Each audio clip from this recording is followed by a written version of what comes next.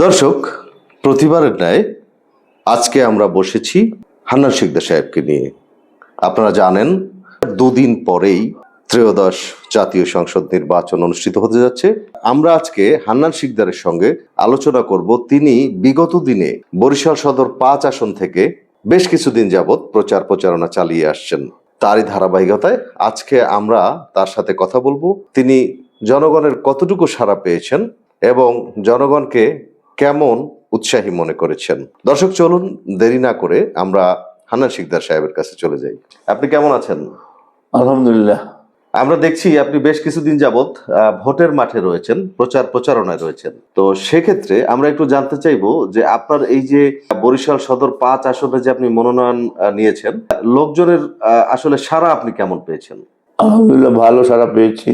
যতদূর আমি সম্ভব যতদূর যাওয়া সম্ভব সবার কাছে আমি যেতে পারি নাই। আমি অসুস্থ ছিলাম, মাঝে মাঝে আমি ওয়ার্ক করেছি। তাতে আমি তারা আনন্দমুখর অবস্থায় আছে, যা আশা করি 12 তারিখ সবাই সেন্টারে যাবে এবং সুন্দর একটা পরিবেশে আমাদের এই ফ্রি অ্যান্ড ফেয়ার ইলেকশনটা উপহার দেবেন। আপনি তো মাঠে ঘুরেছেন, আপনি যতটুকু ঘুরেছেন তাতে আপনার কি মনে হয়েছে যে আসলে ভোটাররা কতটুকু আপনার সাথে আছে?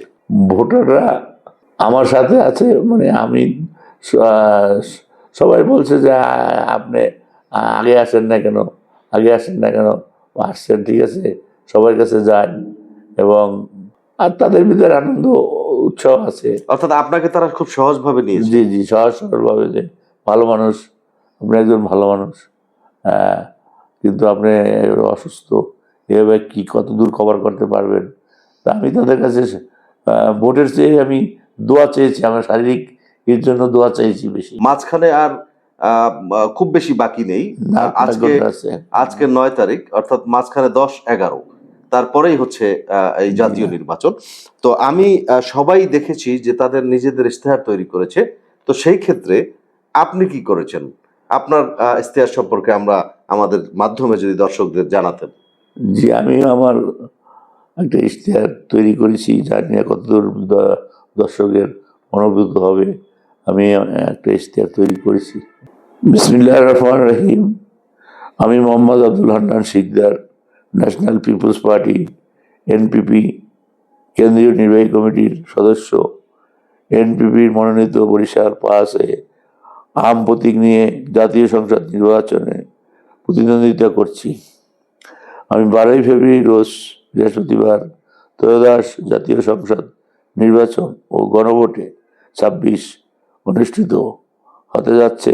উক্ত নির্বাচনে আমি যদি আল্লাহর অশেষ রহমতে আপনাদের ভোটের মাধ্যমে জয়ী হতে পারি, তাহলে তথা এক বরিশাল 5 সদর আসনে কৃষির উপর নির্ভরশীল, তাই কৃষকদের মাঝে উপযোগী কৃষি উপকরণ যেমন সার, কীটনাশক সহ যাবতীয় কৃষি উপকরণ ন্যায্য মূল্যে বিতরণের ব্যবস্থা করব। কঠোর হাতে দুর্নীতি নির্মূল করব। অত্র এলাকাকে মাদক মুক্ত করব, সন্ত্রাস মুক্ত করব। দারিদ্র্য বিমোচনে বিভিন্ন কর্মসূচি গ্রহণ করব। বেকারত্বের জন্য কর্মসংস্থানের বিকল্প ব্যবস্থা গ্রহণ করব। স্কুল, কলেজ, মসজিদ, মাদ্রাসা, এতিমখানা সহ বিভিন্ন প্রতিষ্ঠানের উন্নয়নে যথাযথ পদক্ষেপ গ্রহণ করব। ছেলে মেয়ের যাতে নির্বিঘ্নে লেখাপড়া করতে পারে সেই ব্যাপারে পরিবেশ ফিরিয়ে আনব। ইউনিয়ন, উপজেলা, জেলা পরিষদ ও সিটি কর্পোরেশনের ক্ষমতা দায়িত্বের ভারসাম্যের সামঞ্জস্য করা হবে। সংখ্যালঘুদের অধিকার নিশ্চিত করা হবে। কেউ যেন বিনা চিকিৎসায় মারা না যায়, সেজন্য আধুনিক ও উন্নত চিকিৎসার ব্যবস্থা করব। মহিলাদের জন্য পৃথক কর্মসংস্থানের ব্যবস্থা করব। শিশুর সুস্বাস্থ্য বিকাশের জন্য পর্যাপ্ত বিনোদন কেন্দ্র যেমন পার্ক, খেলার মাঠ, এগুলোর ব্যবস্থা করব।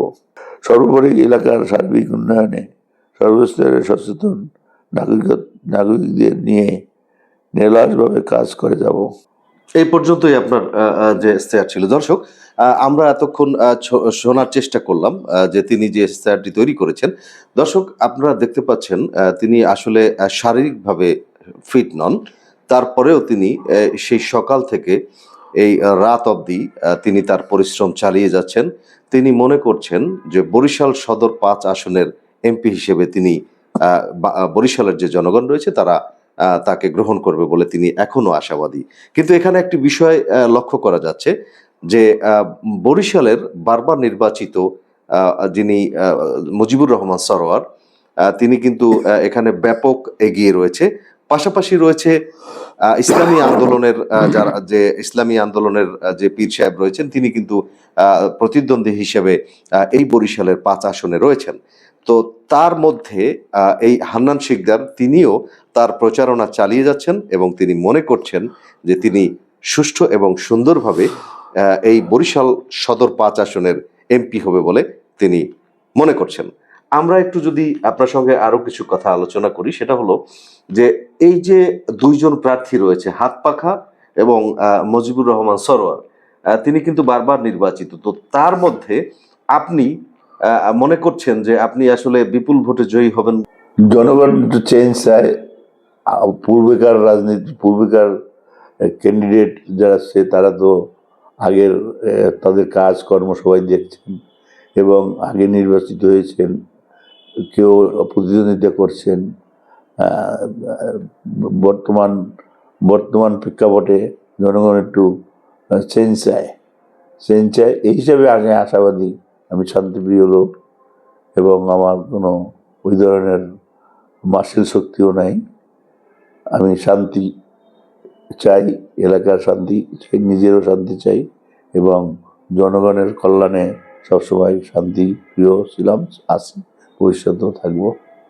দর্শক, আমরা তার কাছ থেকে শুনলাম তিনি আসলেই শান্তিপ্রিয়, যার কারণে তিনি সুন্দর সুষ্ঠু একটি নির্বাচন প্রত্যাশা করেন।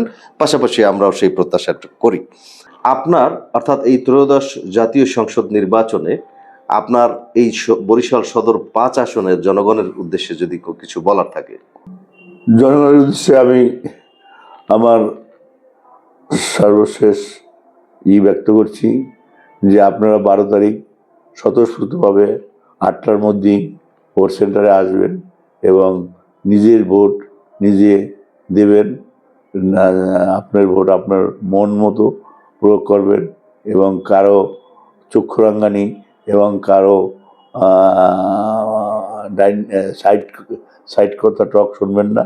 আপনারা সাহস করে ভোট সেন্টারে আসবেন এবং কোনো কিছু হলে 999-এ ফোন করবেন এবং আমাদেরকেও যারা প্রতিদ্বন্দ্বিতা করছে তাদেরকেও আপনারা জানাতে পারেন।